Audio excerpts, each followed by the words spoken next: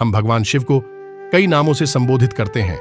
शिव, भोले, शंकर, महाकाल, महादेव, महामृत्युंजय, जटाधारी, स्वयंभू शिव के कई रूप और कई नाम हैं। लेकिन क्या आपको पता है, शिव, सदाशिव और शंकर तीनों अलग अलग हैं। कहने का मतलब है कि तीनों अलग होकर भी एक हैं और एक होकर भी अलग हैं। हालांकि शिव पुराण में लिखा है वह परम पुरुष जो निस्वार्थता का प्रतीक है, जो सारे संसार को नियंत्रण में रखता है, हर जगह मौजूद है और सब देवताओं का भी देवता है। एकमात्र वही सुख देने वाला है। जो उसे नहीं समझते वो दुख में डूबे रहते हैं और जो उसे अनुभव कर लेते हैं मुक्ति सुख को पाते हैं। पैसे से वह मिलता नहीं और प्रेम रखने वालों को कभी छुड़ाता नहीं। जो व्यक्ति ब्रह्मा, विष्णु, महेश और शिव, सदा शिव तथा शंकर में भेद करेगा वो नरक की आग में जलेगा।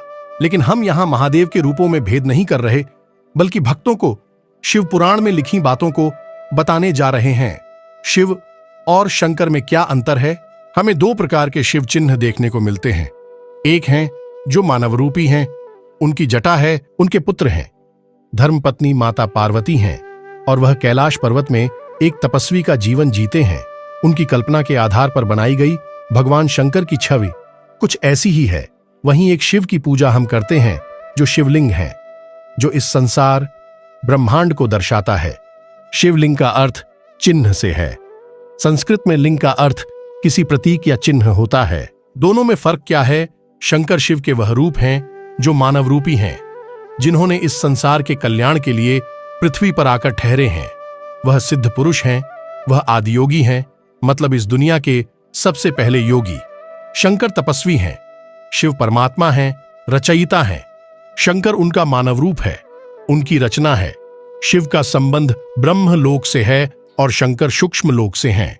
वह तेजस्वियों का तेज, बलियों का बल, ज्ञानियों का ज्ञान, मुनियों का तप, कवियों का रस, ऋषियों का गांभीर्य और बालक की हंसी में विराजमान है। ब्रह्मलोक का अर्थ अनंत ब्रह्मांड है और सूक्ष्म लोक अपनी पृथ्वी है। शिव की आराधना शिवलिंग से होती है। उनका कोई आकार नहीं है, वह निरंकारी हैं। वह बिंदु हैं, इस संसार को चलाने वाली ऊर्जा है। वह असीमित दिव्य अंधकार है। भगवान शंकर को शिव का मानव रूपी अवतार कह सकते हैं, क्योंकि शिव अजन्म हैं, वह जीवन मरण के चक्र से मुक्त हैं। ऋषि के मंत्रगान और बालक की निष्कपट हंसी उसे एक जैसे ही प्रिय हैं। वह शब्द नहीं भाव पड़ता है, होंठ नहीं हृदय देखता है। वह मंदिर में नहीं, मस्जिद में नहीं, प्रेम करने वाले के हृदय में रहता है। शिव शंकर में प्रवेश करके वो महान कार्य करते हैं जो अन्य कोई देवता नहीं कर सकता। शंकर विनाशक हैं। शंकर महान शक्ति का एक अंश है। सदाशिव और शिव में क्या अंतर है? शिव पुराण के अनुसार शिव आदि शक्ति को मां कहकर पुकारते हैं और सदाशिव को पिता। वो कहते हैं कि ब्रह्मा और विष्णु का जन्म आपसे हुआ, मेरा भी जन्म आपसे हुआ, इसीलिए मैं आपकी संतान हूं। शिव पुराण के अनुसार भगवान शिव की उत्पत्ति मां आदिशक्ति और सदाशिव से हुई। ऐसा उल्लेख है कि भगवान विष्णु और ब्रह्मा सदाशिव के अर्धावतार हैं, जबकि शिव उनके पूर्णावतार हैं। शिव और सदाशिव में कोई अंतर और भेद नहीं है। पुराण के अनुसार सदाशिव कहते हैं कि जो भी मुझमें और शिव में भेद करेगा वह नरक का भोगी होगा।